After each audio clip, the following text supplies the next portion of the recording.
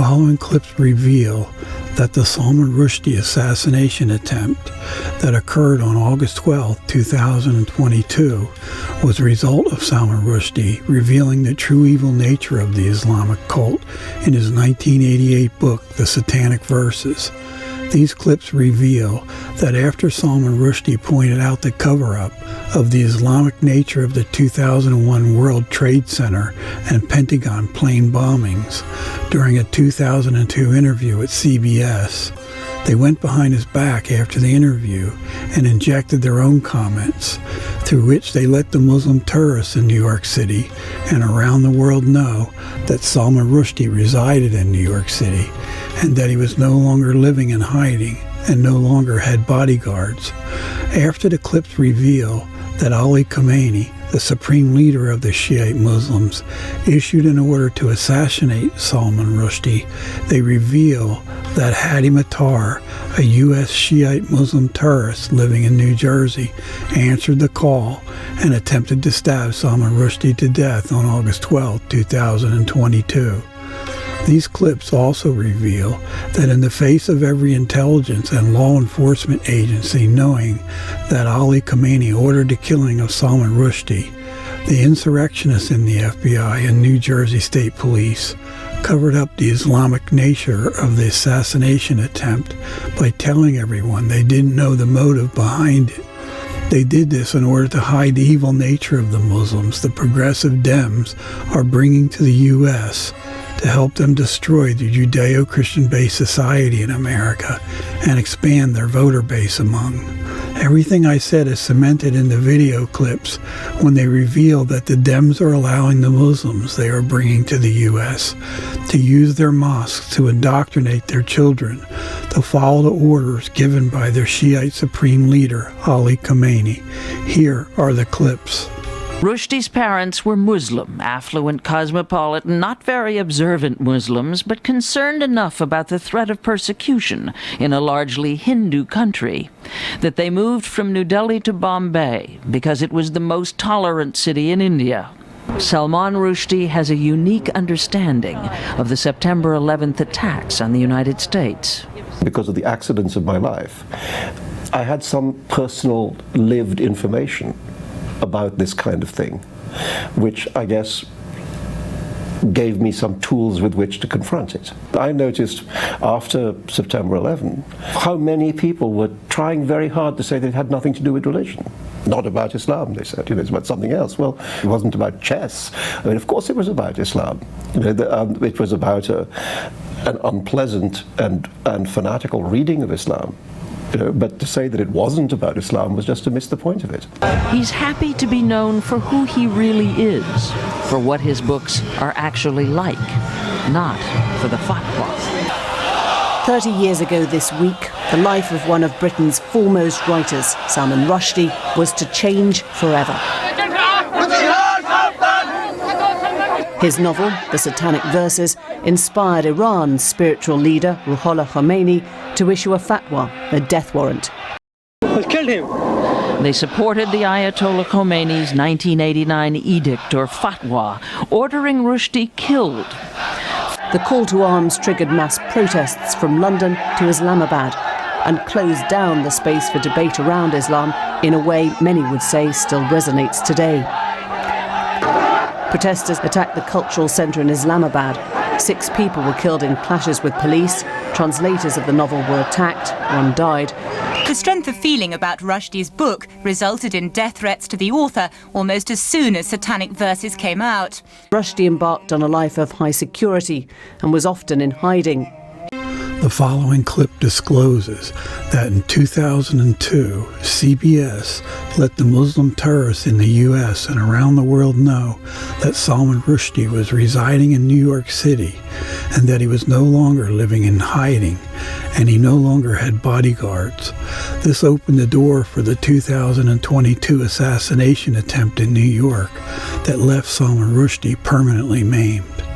Other sources revealed that Hadi Matar is a first-generation Muslim American and that he visited southern Lebanon in 2018, where he most likely received training from Hezbollah, a powerful Shiite Muslim terrorist organization that occupies the region his Lebanese parents left to come to America. Salman Rushdie update. The author of the Satanic Verses is alive and well and living in New York City now. No more bodyguards. Happy to relegate the controversy over the Satanic Verses to another time, another place.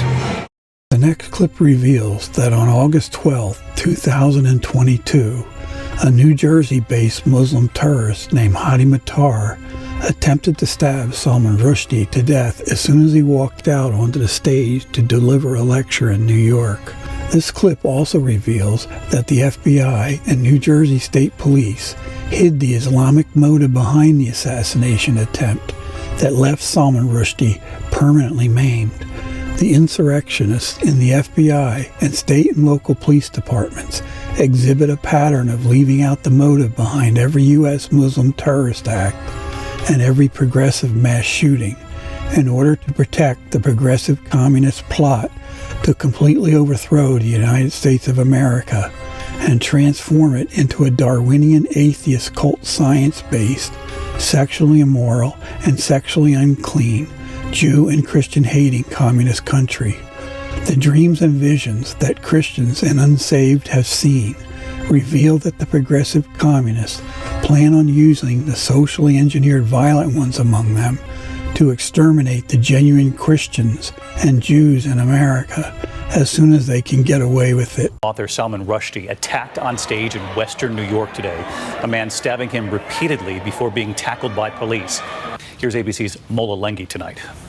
Tonight, Salman Rushdie is in the hospital and a man is in custody. The famed author airlifted after a brazen attack.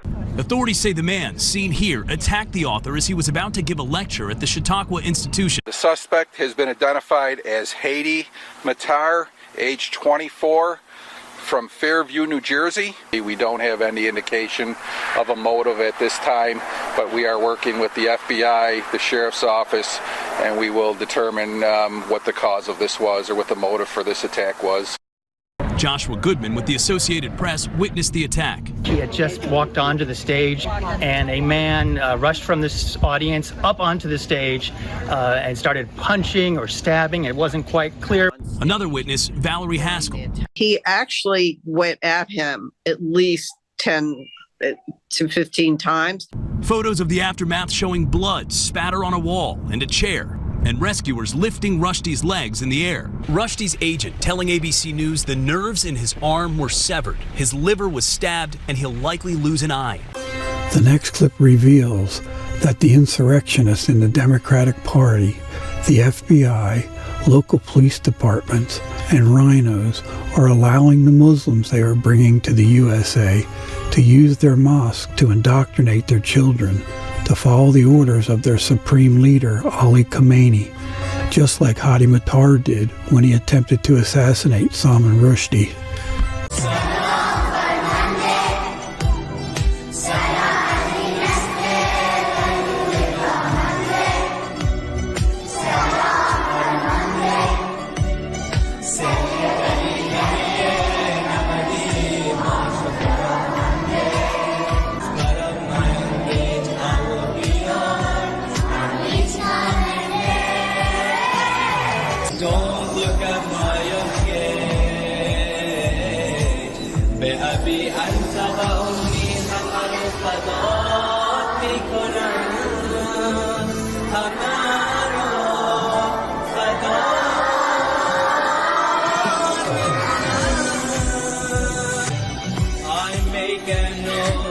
One day when you need me, I make it known. I'll be your Shaheed Hadi. A very long time has passed. Every nation is full of tears. Don't worry about it, oh my Allah. Your soldiers are here without fear. While the FBI protects the Muslims, America's public schools, colleges, and both taxpayer and privately funded news outlets indoctrinate their patrons to think the Muslims are peaceful and to label anyone that speaks out against them Islamophobic in order to hide the true nature of the Muslims from the public. The irony is that when the earthquake John saw in Rev.18 splits the U.S. or Babylon the Great into three, the Antichrist will convince the 10 Muslim terrorist leaders who fulfill the 10 kings found in Daniel 7:24 to direct their cells in the U.S. to help the Antichrist defeat the U.S. militarily. However, when the Antichrist and his armies gather at Armageddon, we believers will return with Jesus from the wedding feast. And after Jesus throws the Antichrist and the false prophet into a lake of fire, he will destroy the Antichrist's armies and these 10 kings through a worldwide Jericho wall-like collapse event. The U.S.-based Muslim terrorists, the indoctrinated insurrectionists working for CBS, the FBI, and state and local police departments are all part of the fulfillment of Revelation 18:2, which foretold that Babylon the Great, which Jesus revealed to me as the USA, would become a dwelling place for every demonic cult and become like prisons and become full of every kind of hateful bird or hateful people.